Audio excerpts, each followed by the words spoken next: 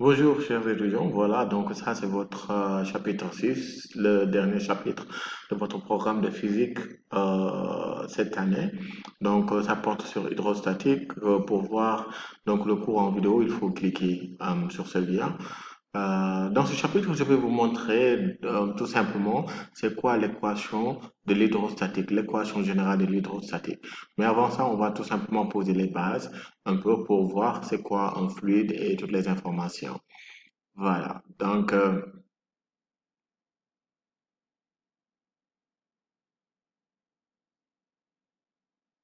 voilà.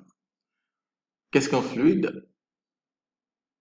On peut définir tout simplement un fluide en donnant tout simplement ses caractéristiques. On sait déjà qu'un fluide n'a pas de forme, donc c'est cool si on lui applique une force, prend la forme de n'importe quel type de récipient. Là, c'est déjà quelque chose de clair. L'autre information, c'est que tout simplement, du point de vue physique, on sait que les molécules interagissent. C'est la raison pour laquelle, quand vous versez de l'eau, vous voyez que l'eau, c'est comme si, tout simplement, voilà, votre eau est liée. Donc, du point de vue microscopique, donc ça, c'est l'explication donnée. Donc, les molécules interagissent, ce qui n'est pas le cas, par exemple, pour les gaz. Euh, Ce qu'on a aussi, on a donc garde une certaine mobilité les unes par rapport aux autres. Quand vous versez de l'eau, vous voyez un peu le mouvement de votre eau. Ça dépendra donc de comment vous l'avez versé. Pas d'ordre comme dans un solide. Donc là, quand vous voyez un système solide, donc là, vous avez tout simplement une forme donnée. Mais avec votre eau, ce n'est pas le cas. Donc là, raison pour laquelle on vous dit pas d'ordre comme dans un solide, ordre local pour les liquides. Donc là, on va voir exactement la signification. Voilà, donc limite solide fluide, parfois flou. Donc là, voilà, ça dépend de la dynamique de la sollicitation, sable mouillé, polymère, pâte, c'est-à-dire tout simplement le fait qu'on combine les deux types de systèmes, solide et fluide. Donc état semi-ordonné ou indécis, verre et liquide, vitreux, cristaux liquides, colloïdes. Donc là, c'est quand vous mixez tout simplement donc des systèmes solides et des systèmes physiques, les caractéristiques que vous pouvez avoir avec.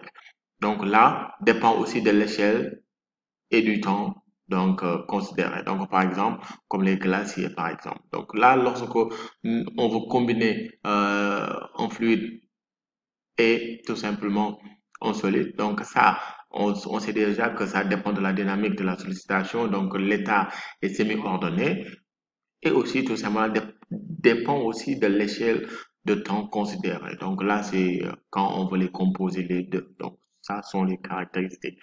Donc là, les différents types de solides, de fluides, autant pour moi, qui existent. Donc là, vous avez les fluides monophasiques. Quand vous entendez monophasique, c'est-à-dire tout simplement que ce que vous avez, c'est juste, vous avez juste une phase, ou bien vous avez juste un seul type de système, ou bien un seul composant. Par exemple, quand vous prenez l'eau, l'eau est monophasique parce que vous avez que de l'eau. Voilà. L'air, l'huile, métaux fondus, ça, ce sont des fluides monophasiques. Multiphasique, ça signifie tout simplement que vous avez donc un mélange. Donc là, comme par exemple, aérosol, donc on a soit liquide, solide dans tout simplement dans de la vapeur, par exemple, ou bien, vous avez, par exemple, émulsion, ce qui signifie que vous avez du liquide dans du liquide, comme dans le cas les vinaigrettes, alisates, shampoing. Vous avez aussi suspension, c'est lorsque vous avez, par exemple, des solides dans du liquide, comme par exemple les pâtes, les bois, etc.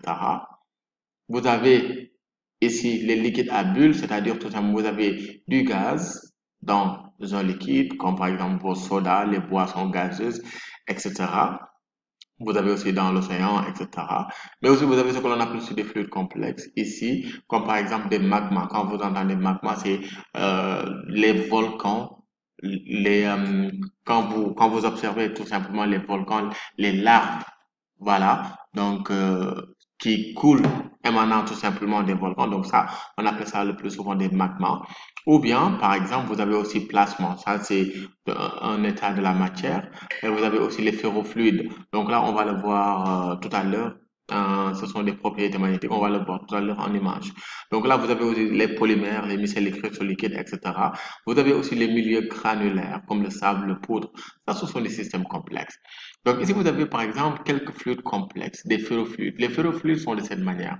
Ce sont des fluides où quand vous les approchez, quand vous avez un aimant, donc là, ils peuvent changer de forme ou bien ils peuvent avoir ces configurations-là. Donc là, ce sont des fers, mais qui sont des fers, mais fluides. Donc là, raison pour laquelle on les appelle tout simplement des ferrofluides. Donc là, c'est un exemple d'expérience. Vous avez aussi le lait, c'est un type de fluide complexe. Vous avez le liquide à bulles, donc des liquides où à l'intérieur vous avez des bulles, on peut les considérer comme des fluides complexes. Vous avez le sang. Le sang, c'est un fluide complexe aussi parce que, étant des médecins, vous savez que lorsque vous étudiez le sang, vous savez qu'il y a les globules rouges, les globules blancs, il y a d'autres choses qui se trouvent dans le sang aussi. Euh, Vous avez aussi tout simplement les cristaux liquides. Donc là, ce sont des exemples donc, de cristaux liquides. Il y en a pas mal, hein. Vous pouvez faire des recherches pour voir si ça vous intéresse. Donc, les différents types de cristaux liquides qui existent. Donc là, ce sont les différents, quelques exemples donc, de fluides complexes. Donc là, maintenant, on va essayer d'aller voir beaucoup plus loin. Donc, microscopiquement, qu'est-ce que l'on ne voit pas? Donc, on sait que donc, quand vous avez votre liquide, comme par exemple votre eau, vous ne voyez pas les atomes et les molécules. Ça, c'est sûr. Et là, on sait tout simplement que les atomes et les molécules sont plus ou moins libres les uns des autres. Donc là, c'est à l'échelle microscopique quand vous avez votre fluide. Donc, liquide, du point de vue liquide, si on observe, donc il y a fort encombrement. Interaction forte, c'est-à-dire tout simplement les atomes entre eux sont liés, interagissent, raison pour laquelle on dit fort encombrement. Donc dans le cas où vous avez par exemple un gaz quelconque, comme par exemple l'air, vous ne voyez pas l'air et vous ne voyez pas aussi tout simplement les atomes. Mais on sait que quand vous avez par exemple, un exemple très simple, quand quelqu'un loin de vous ou même pas loin, par exemple, utilise son parfum. Si vous êtes dans son entourage, vous pouvez sentir, par exemple, son parfum. Donc ça, c'est tout simplement un gaz qui se, qui bouge, que vous ne voyez pas, mais quand même vous parvenez à sentir ça. Pourquoi? Parce que tout simplement, il y a il y a ce que l'on appelle une faible interaction entre les atomes et les atomes sont libres. Le plus souvent, raison pour laquelle quand quelqu'un utilise son parfum de loin, vous pouvez sentir ça. Et c'est le cas aussi pour les autres gaz. Donc ça, c'est juste un exemple du point de vue microscopique. Maintenant, quand on parle du point de vue macroscopique, donc là, on sait que un fluide apparaît comme un milieu contenu. Lorsque vous versez votre eau, vous allez voir que votre eau ruisselle donc de manière hyper continue. Donc, raison pour laquelle, du point de vue macroscopique, c'est ça que l'on voit. Il exerce, subit aussi des forces par notre environnement. Effectivement, il exerce des forces sur notre environnement. Vous allez à la plage ou bien vous entrez dans l'eau, ou bien par exemple les vagues, ils peuvent détruire par exemple des bateaux, mais aussi il subit aussi des forces euh, par notre voilà via notre nature. Là aussi c'est évident. Par exemple, vous voulez verser de l'eau, vous voulez faire des choses, là vous exercez, là l'eau subit tout simplement voilà euh, certaines interactions via notre environnement. Donc là, c'est deux exemples pour vous parler tout simplement donc des deux caractères de l'eau, du point de vue milieu continu, mais aussi du point de vue action-réaction. Voilà, donc à l'échelle macroscopique. Et là, nous, notre objectif maintenant, on va chercher à représenter ce que l'on voit par des variables et des équations continues par rapport à x, y, z. Donc, comme je vous avais dit tantôt, l'objectif tout simplement de ce chapitre, c'est de vous montrer comment on va tout simplement essayer de sortir l'équation de l'hydrostatique de manière globale. Donc là aussi, on veut donc gommer les inhomogénéités microscopiques. Donc là, ce que l'on nous a expliqué du point de vue microscopique pour avoir quelque chose d'homogène. Si possible, un modèle valable pour gaz et liquide. Donc là, par exemple, vous avez un exemple. Par exemple, ici, votre exemple. Sur votre exemple, vous avez à l'échelle macroscopique, donc un ensemble de voitures. Et là, à l'échelle microscopique, vous avez de petites voitures. Maintenant, nous, ce que nous voulons, on veut tout simplement essayer de voir le nombre de voitures par unité de longueur. Donc là, c'est ce rho X là, rho X, nombre de voitures par kilomètre. Donc là, on a dit tout simplement que si on prend donc une portion, sachant que ça, c'est à l'échelle macroscopique et c'est global et il y a énormément de voitures, on va tout simplement prendre une portion. Et donc, cette volume de moyen âge va tout simplement nous donner des informations à l'échelle de macroscopique. On va essayer donc d'étudier à l'échelle microscopique tout simplement ce qui se passe.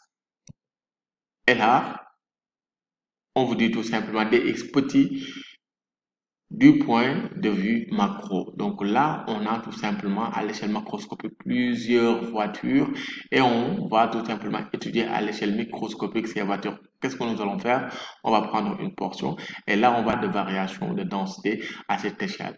Et maintenant, on va essayer tout simplement de représenter, comme ce que je vous avais dit tantôt, l'objectif c'est de représenter cette densité. Voilà, cette densité en nombre de voitures par kilomètre. Et là, on va tout simplement essayer de sortir cette relation importante qui nous dit tout simplement que la densité par rapport à X, ce n'est rien d'autre que le nombre de voitures divisé par cette petite portion de longueur L. Donc, du point de vue variation, du point de vue, si on veut utiliser tout simplement la variation, d de n sur d de x, d de n qui n'est rien d'autre que donc le nombre élémentaire, c'est-à-dire que vous avez l'ensemble des voitures. Et ici, vous avez choisi un nombre élémentaire d de n qui est représenté par 3 voitures sur d de x, d qui n'est rien d'autre que tout simplement cette petite portion, donc si on peut dire tout simplement en kilomètres ou bien en mètres d de x. Et là, vous pouvez calculer la densité rho de x qui n'est rien d'autre que d de n sur d de x. Et là, vous pouvez faire des intégrations pour sortir la densité de votre système. Comme ce que je vous avais dit, l'objectif, c'est tout simplement le passage de l'état macroscopique à l'état microscopique, mais aussi tout simplement de pouvoir faire une évaluation statistique sur la base de la quantité globale que vous avez et que vous avez juste choisi une petite portion sur laquelle vous allez travailler afin de sortir donc la densité. Et l'intermédiaire entre l'échelle macroscopique et microscopique est appelé échelle mésoscopique. Voilà, donc là, c'est juste une explication pour vous parler de ce que l'on appelle tout simplement l'homogénéisation. Donc là, maintenant, les fluides comme au milieu continu. Donc là, comment définir une densité ρ et une vitesse variant continuellement par rapport à x, y, z? Ici, vous avez tout simplement votre échelle macroscopique et là, vous avez votre échelle microscopique. Ce que je vous avais dit, si vous vous rappelez, avec les distributions volumiques surfaciques linéaires, c'est toujours bien d'avoir à l'esprit donc cette configuration de distribution. Quand vous avez votre échelle macroscopique, parfois, c'est hyper difficile d'étudier votre échelle macroscopique. Donc, la meilleure solution que vous pouvez faire, c'est de décomposer tout simplement ou bien de prendre une portion de votre échelle macroscopique et essayer de l'étudier donc essayer d'étudier cette petite portion afin d'en déduire de manière globale donc le résultat que vous souhaitez avoir à l'échelle macroscopique. C'est-à-dire, vous prenez une petite portion, vous faites vos calculs dessus et vous faites une généralisation à l'échelle macroscopique. Donc là, on va essayer tout simplement de faire une petite étude. Donc là, vous avez votre masse volumique gros de x, y, z. Donc, quoi exactement cette masse volumique? Ça, vous avez votre volume macroscopique. Et là, on vous décide donc à l'échelle microscopique. Donc là, si on prend par exemple un volume élémentaire ici, il n'est rien d'autre que d de v. Donc, que l'on représente ici. Donc ici, ça, voilà, donc on a tout simplement notre volume élémentaire à échelle mésoscopique. Donc là, vous avez tout simplement ici, en x, y, z, vous avez donc des masses individuelles avec tout simplement votre volume élémentaire V qui n'est rien d'autre que d de V. Donc là, on va tout simplement vous dire que ρ, la densité volumique, Ce n'est rien d'autre. M sur V. Ça, vous l'avez déjà vu peut-être en classe de quatrième.